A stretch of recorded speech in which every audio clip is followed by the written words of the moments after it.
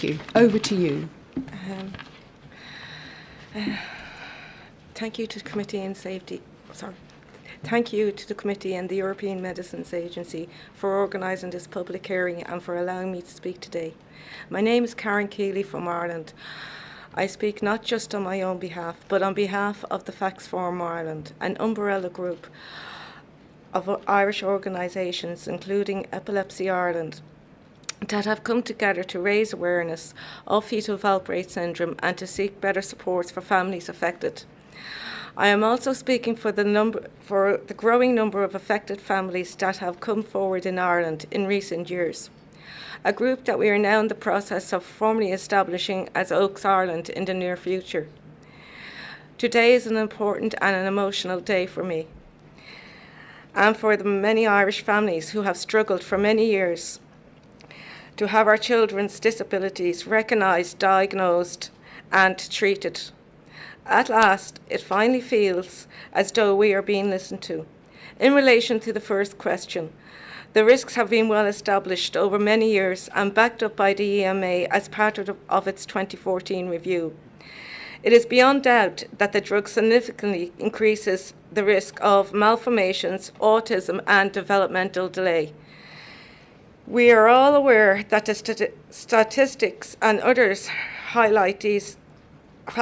will highlight these, I'm sure, throughout the day. Sorry. Do take your time because we're in good time today, so please don't feel at all rushed.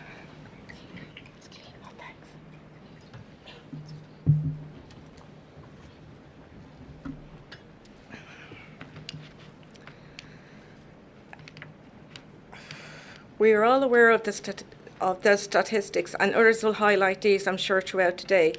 Behind all the statistics are real human stories, and mine is that I am a mother of 3 adult children, Harry, Lee and Lorcan, who have all been affected by the exposure of valproate.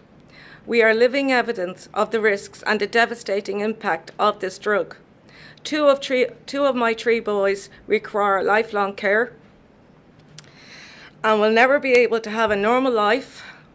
They will never be able to get married. They will never be able to have children. They have been robbed of all the joys of life. The effects of sodium valproate has been unbearable.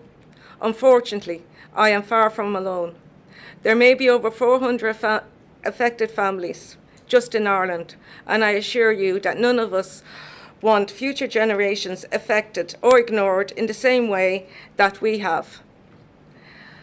But if we continue on the same path, that is exactly what will happen.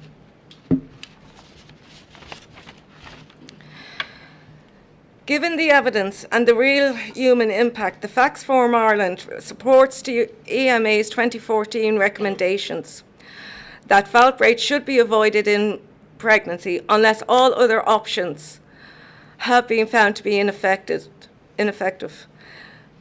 In the rare cases where valproate treatment is necessary, communication between doctor and patient is crucial in establishing informed consent.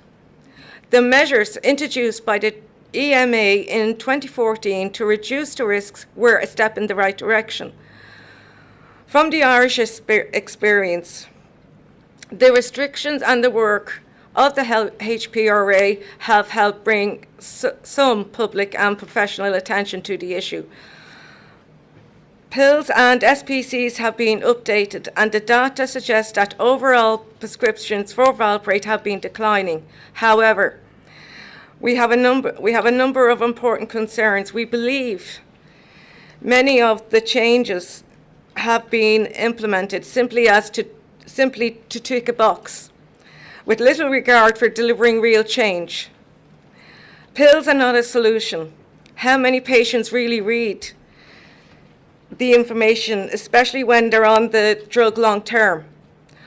On-box warnings are crucial. These are not yet in circulation in Ireland. Many patients also receive their medications in plastic bags without any original pills or PILs. information materials for the public and professionals have been produced by both Sanofi and the Health Service Executive, the HSE, but both are inadequate. The HSE materials can only be found online and have not been printed or distributed. The drug company, Sanofi's materials were only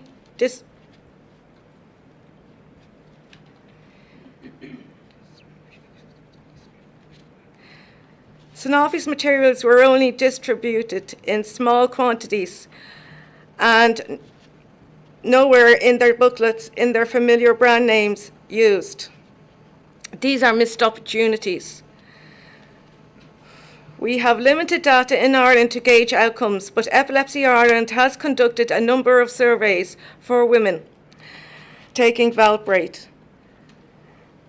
These surveys have found that doctor-patient communications is improving since 2014. Still only 56% of women surveyed last December say that they have had discussions with their healthcare professionals.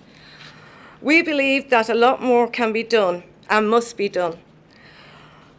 All existing and new risk reductions measures must be outcome driven and measurable. Those charged with implementing measures must also be responsible for measuring them. Ticking a box is never enough. The use of valproate information resources should be made mandatory and evidenced. A signed checklist be recorded for all women of childbearing age on the drug, including those under GP care.